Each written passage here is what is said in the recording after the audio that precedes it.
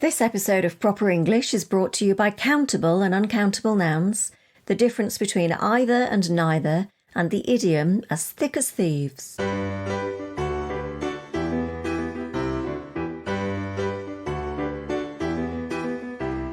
Hello, I'm Dave. And I'm Alison. And we'd like to welcome you to our podcast, which, as you know, is called Proper English. If you're learning English and you want to know when to use many and when to use much, if you get stuck describing a close friendship, if you are puzzled by how to pronounce E-I-T-H-E-R, then Proper English is just the thing for you.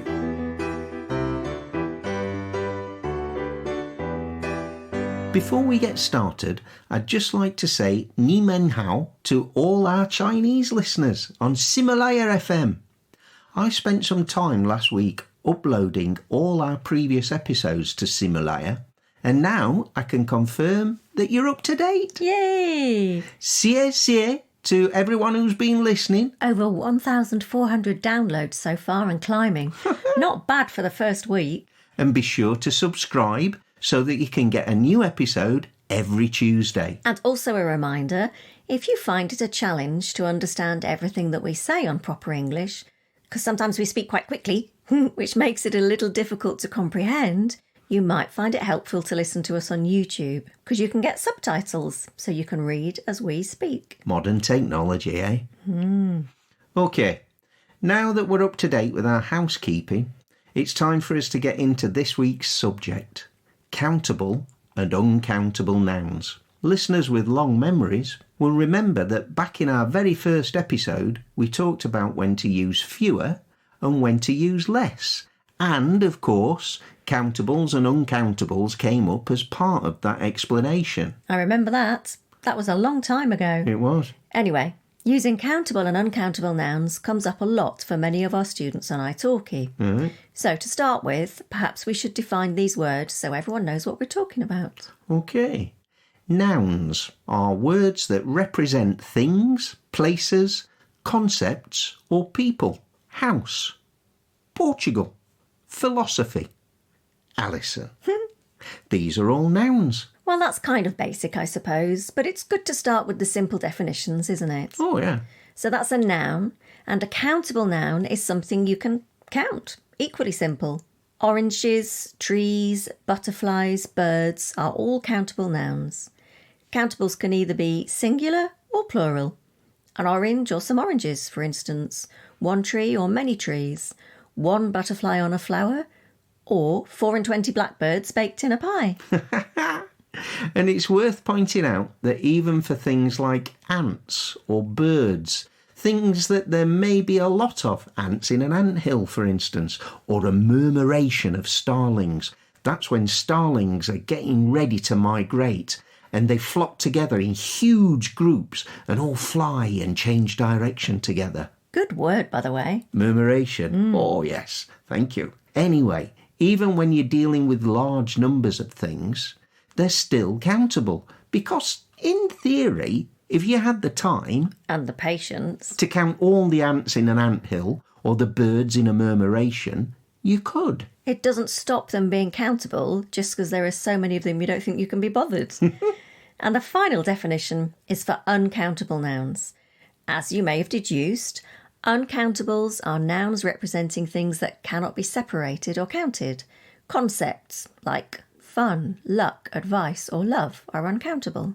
And names for groups or collections of things like rubbish or traffic, equipment, furniture. Ways to describe kinds of weather: thunder, lightning, rain or snow. Or indeed, weather itself. Oh, we had terrible weather this weekend. Oh, shocking. These are all examples of uncountable nouns. Now, it's worth bearing in mind that some nouns that are uncountable in English might be countable in your own language. Yeah. Furniture, for instance. In English, we would say, we're buying some new furniture for the living room. But in other languages, we would use a plural. Meuble in French or mouvage in Portuguese. Also worth talking about are nouns that always have plural form, like shorts, pyjamas, spectacles. You would always say something like, I bought 2 pairs of shorts for the summer. And you would never say I bought 2 shorts. Oh, never. Not ever. These sort of nouns are kind of uncountable by default because they always come in pairs, you see. Plurali tantum is the Latin term for this sort of noun, meaning plural only, just so you know. I do now. Now it's time for What's the Difference? What's the difference? What's the difference between either and neither? My student Nuda in Thailand often asks me about these words. There's only one letter difference, which can cause confusion, but they mean 2 different things. Either refers to one or the other of 2 things or situations and is always positive. Whereas neither is not one or the other of 2 things or situations and is always negative. Confused? A little bit. Well, let's think of some examples. There are 4 ways that you can use these words. As adjectives, for instance. Which of these 2 dresses would you like to wear to dinner tonight? I might ask. And you might reply. Either dress would be fine. Or perhaps. Neither dress suits me. I think I'd prefer to wear a nice skirt. You can also use them as pronouns. For instance, imagine I'm trying on shoes in a shoe shop. Good place for it. And they look great. But neither of the shoes actually fit, which is a bit frustrating. We found 2 pairs that did fit, but you couldn't make up your mind which one you liked best. I would be happy with either of the pairs, to be honest. The third way to use these words is as a conjunction. Anyway, we had a bit of a disagreement about the shoes and Dave walked off in a huff. He neither called nor messaged me for ages. It's true. I got in a bit of a grump because I couldn't find a pair of shoes that I liked, and I guess I took it out on Ali. Wasn't her fault. Silly Dave. But I couldn't find you in the shopping centre and my phone ran out of battery, so I couldn't either call or message you. But I promise I won't get cross with you for something that isn't your fault in future. And neither will I. And that last example is used more commonly. You're more likely to say, neither will I, than I won't either. Oh, The second one isn't wrong. It's just that the first one is kind of more natural. yeah, it is, isn't it? Also worth bearing in mind is the pronunciation of these words.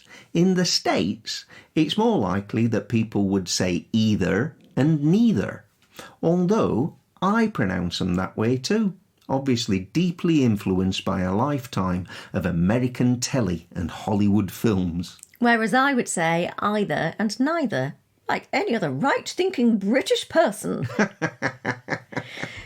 You say either and I say either. You say neither and I say neither. Either, Either, neither. neither. Let's call the whole thing off. Back to countables and uncountables. When to use many and when to use much. This is one that comes up with our students time and time again. So, here goes. And hopefully this will be definitive. We use many with countable nouns. Many trees in a forest, many ants in an ant hill, many birds in a flock. Or many starlings in a murmuration. Yeah, that too.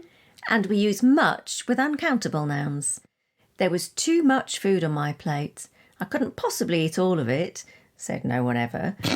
Or the windows in our house are a bit small, so we don't get much sunlight indoors. Or how much time is there before Dave starts going on about fewer and less? Well, I'm glad you mentioned that, Ali. We talked about this, as you know, many moons ago. But it's something that bears repeating. Fewer means not as many. So I bet you can guess where I'm going here. Yes, that's right. You use fewer with countable nouns. And less means not as much, so you use less with uncountable nouns. So if I have fewer euros in my bank account than you do, I have less money than you. I'm pretty sure that would never happen, though.